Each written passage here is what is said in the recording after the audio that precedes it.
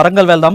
వరంగల్లో ఈ రోజు నుంచి దాదాపు 24వ తారీఖు వరకు కూడా మేడారం సమ్మక్క సరళమ్మ జాతర అయితే ప్రారంభమైంది. అయితే అన్ని ఏర్పాట్లు కూడా పూర్తి చేసినట్లు చెప్తున్నారు. అక్కడ ఉన్న ఎస్పీ అయితే ఎక్కువగా మావోయిస్టులు ప్రాబల్యం కలిగిన ప్రాంతం కాబట్టి కూడా అక్కడ పోలీస్ బందోబస్తు కానీ అక్కడ ఉన్న స్థానికులకు ఫెసిలిటీస్ కానీ అన్ని ఏర్పాటు చేశామని అక్కడ ఉన్న ఎస్పీ శబరీస్ చెప్తున్నారు. దీని మీద పూర్తి అప్డేట్స్ మా ప్రతినిధి స్వామి అందుబాటులో లైవ్లో ఉన్నారు. స్వామి, చెప్పండి.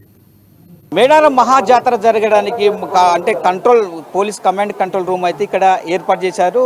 యంగ్ డైనమిక్ డాక్టర్ శబరీష్ గారు ఉన్నారు. ఇక్కడ శబరీష్ ఆధ్వర్యంలో కూడా ఎంతమంది సిబ్బంది పనిచేస్తూ ఉన్నారు. ప్రస్తుతానికైతే ఇక్కడ దొంగతనాలు కావచ్చు, ఎలాంటి అవాంఛనీయ సంఘటనలు జరగకుండా కూడా ఇక్కడ ఎన్ని సీసీ కెమెరాలు ఏర్పాటు చేశారు. మొత్తానికైతే సార్ ఆధ్వర్యంలో కూడా ఈ కమాండ్ కంట్రోల్ రూమ్లో కూడా ఎంతమంది పనిచేస్తున్నారని తెలుసుకునే ప్రయత్నం చేశారు. సార్ నమస్తే సార్. ఇప్పుడు మొత్తానికైతే ఇక్కడ మీ ఆధ్వర్యంలో కమాండ్ కంట్రోల్ రూమ్ జరుగుతుంది చెప్పుకోవచ్చు. ప్రస్తుతానికైతే ఎన్ని సీసీ కెమెరాలు ఏర్పాటు చేశారు, ఇప్పుడు మొత్తానికి ఎంతమంది సిబ్బంది పనిచేస్తున్నారు?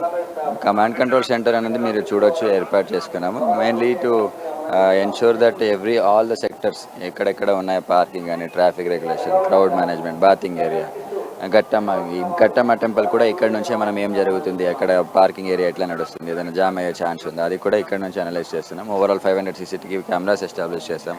More than 12,000 police force has been deployed. So we are prepared. And నిన్న కూడా ట్రాఫిక్ జామ్ అసలు ఏం లేకుండా చాలా మంది భక్తులు వచ్చారు నిన్న. Compare to last year more number of public have come. Today also they are expected to come. I request everyone, please come.